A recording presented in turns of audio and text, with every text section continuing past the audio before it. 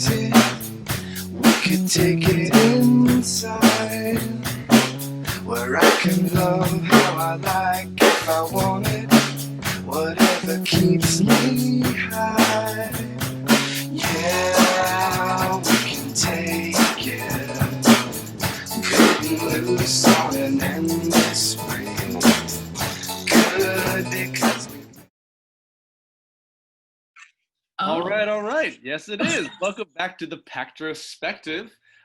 This week, we're doing "'Tis Pity She's a Whore" by John Ford. And today's Pactrospective is The Who. And The Who today is Eli Lynn, fight director for "'Tis Pity." Hello, Eli. Hello. So how you doing? How are you keeping up during this whole crazy time that we're in? Hey, I'm trying not to burden myself with expectations for the future. Doing a lot of painting. In fact, there's a painting over here to my left. I'm doing a lot of gardening. And I'm helping produce an online bingo show with a drag queen. So I'm finding stuff to do. Okay. We had Andrew Chris on last week to talk about, he was artist in residence for the season. And so we talked about his new thing, which was portraits of people with their dogs. Yes. So I want to put a link at the end of this video because you do something a little different. We'll chat about that in a little bit. Sure. Maybe you can show an example if you have one. If not, I'll put some up. I have one right over there. Yeah, so you can see it in process. Cool. So you are a fight director for Sea Voyage, but we're talking about "'Tis Pity" for this one. So how do you create a fight? What a great question. The first thing I do is I read the play and watch whatever read-throughs I can be there for and talk to the director and see what the more of the world I can learn about beforehand, the better. And then in my mind, I start to sketch out well, here are the big plot moments that I want to hit. Either the ones that are in the text or that the director has been I really love a moment where there's this reversal, blah, blah, blah. Or, that kind of thing. If we took a photo and what moments would we want visually? And that's sort of where I enter the process, is sort of thinking about what the context is of the fight and what the big plot moments, big storytelling moments that we want to hit are. And then I can go in with those things in mind. And then the next thing I think of is all the limitations that won't let me do the things I want to do. And then I go in with those pieces of the puzzle and see what ideas the actors have and what their bodies do, and start to sort of in crime movies where they tie everything together with string. I start to tie all of the things together with string using what my limitations and the things I want to achieve. So thinking about the limitations and how they can open you up to different discoveries, it's a Jacobean drama. So written in 1623 or whenever it was. So, they had swords and rapiers and all that kind of stuff. So this particular production was set in the early 60s. So how did that influence your choice of fights or your choice of weaponry? Well, good question. Obviously they weren't walking around with rapiers in the 60s, to my knowledge. I wasn't there, so maybe, but I'm pretty sure none of them say anything about that. But so the thing people automatically jump to is oh, knives, guns, because those are things that we have. And that makes sense, but then we also had to think about the culture of swords in the 1600s was that everybody just walked around with a sword. It was yeah, I've got my sword. And in the 60s, what is the equivalent for characters like the characters that we have?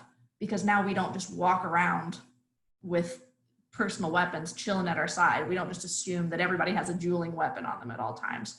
So we settled on switchblades because we were rich Italian families, young people, maybe they would have switchblades on them. That's something that the audience will see and not be we're really shoehorning that idea in there. So that felt appropriate. And they make a cool shink noise when you open them. And there's something very delightful. The same way when you pull a sword out, it goes shing, and everyone's oh, the shing. Mm-hmm. Switchblades give you that that sound that like a hunting knife or something wouldn't. So it's just like an extra layer of auditory storytelling that the audience is like, oh, switchblades. What would you say was, for yourself, the most challenging aspect of working on Tis Pity? Most challenging aspect. The thing that is always tricky, and it's always fun, but it's always the part where you're most like, ooh, I really have to think about this like a magic show, is blood.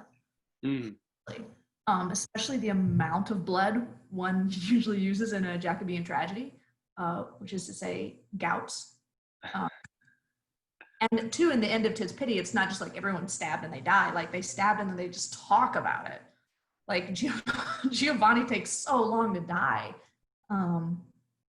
Yeah, and because it was in the round, there was not a lot of, and there wasn't a lot of furniture, a lot of the sort of magic that I would immediately leap to in terms of hiding blood was available to us.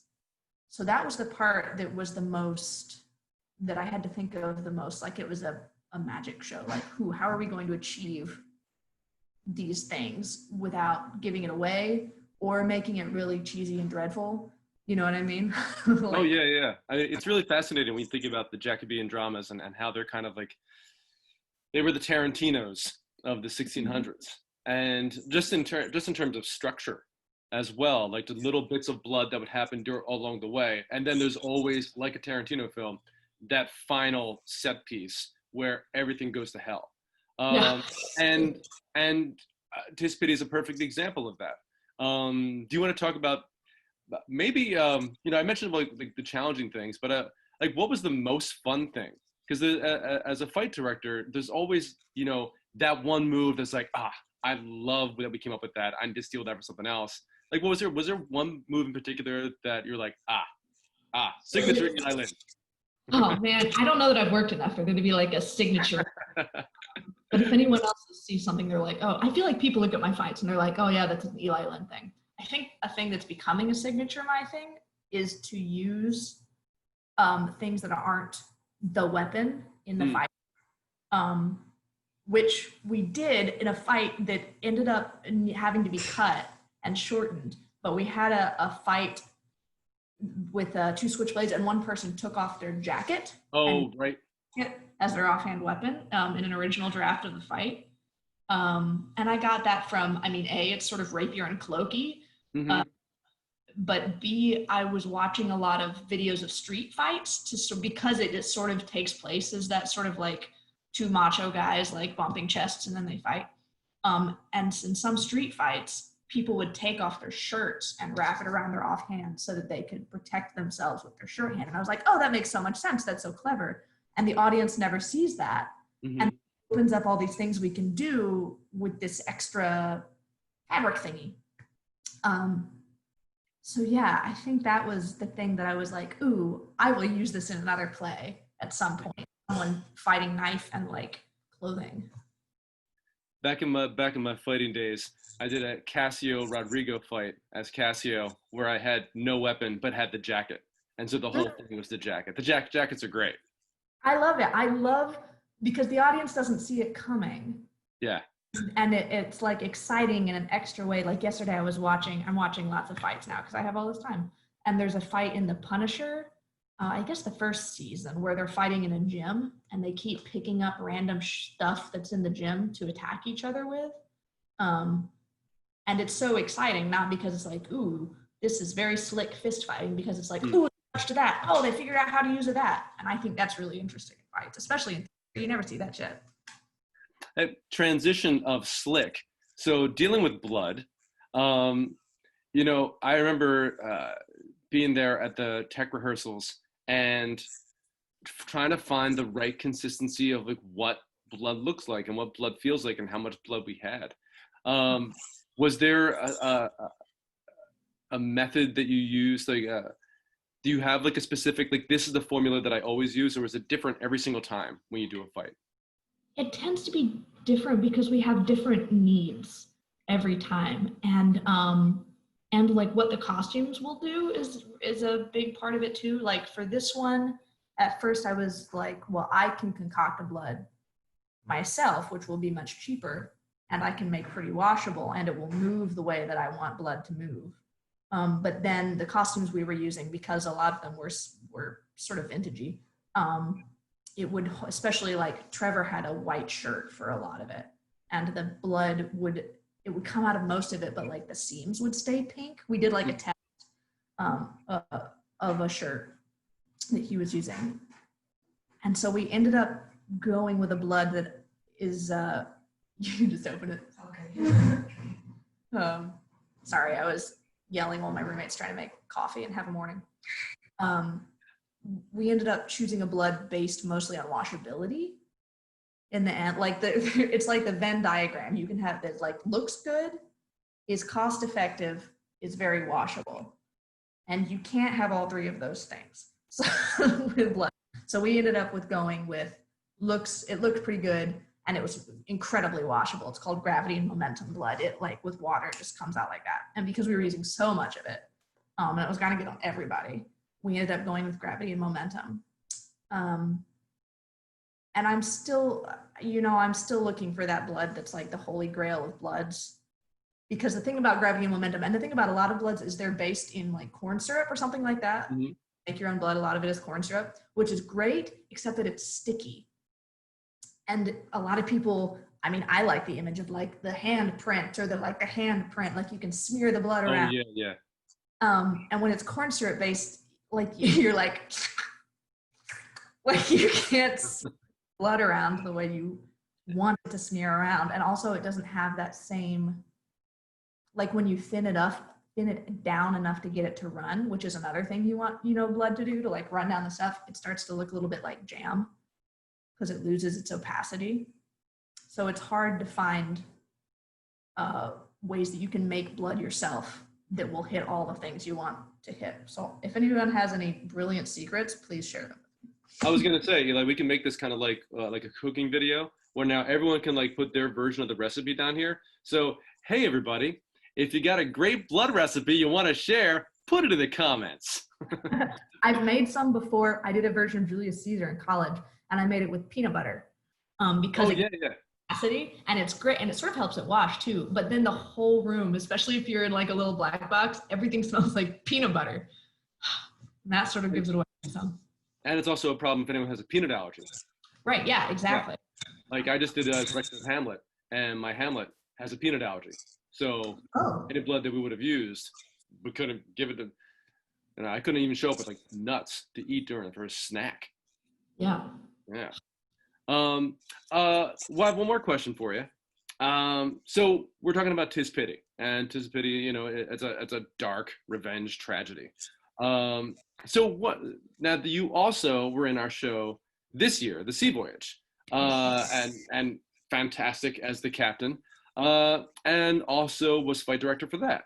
So what would you say, how do you, the approach of fights from working on Tis Pity to Sea Voyage, can you talk about the difference in that? Yes. So Tis Pity, very visceral, just from a storytelling perspective, and the weapons you have, like knife fighting, lends itself really well to being very visceral and very sort of raw and messy, and those sorts of physical stories, which is great because that's what Tis Pity is in my mind. And then Sea Voyage is, it's freaking pirates. It's like swashbuckling. It's straight up swashbuckling. And Dan Hodge, who directed it, was very clear, like, I want this to be, like, I don't want it to be so dumb that there are no stakes, because there do need to be stakes, but it can be like in the way that Pirates of the Caribbean is, like, you watch it and you're like, ooh, this is some really good sword fighting, but also this is ridiculous. Mm-hmm. It's to live in that world. So I was very lucky that I got to work with Dan on that one. And Cameron, who did my big fight with me, who's also a really great mover, because when we conceived of that final fight, we got to do, I had, again, like moments where I was like, oh, I want this and I want this and I want this. But literally I said, I was like, bring in all of the props that we're going to have and put them on this table. And then let's find ways to hit each other with them. So we went in and we build a little bit. And then one of us would be like, ooh, I have a stupid idea. And then we'd find a way to make it. There was no idea that came out that was like, no, that's too stupid. Every time we came out with an idea, I was like, I have an idea. Is this too stupid? Dan would be like, here's how to make it stupider. So like there was a part where there was the coffee pot that I like threw at Cameron and then went to attack him, which is a totally legitimate thing to do. But then we changed it so that we threw it back and forth at each other like 7 times until Dan was like 7. 7 is a funny number. So we threw it back and forth 7 times, and then someone interrupted us, and then we kept fighting like nothing had happened.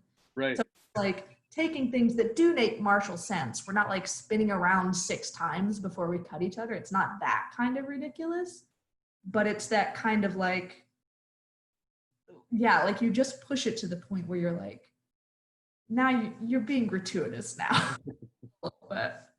So it was so much fun.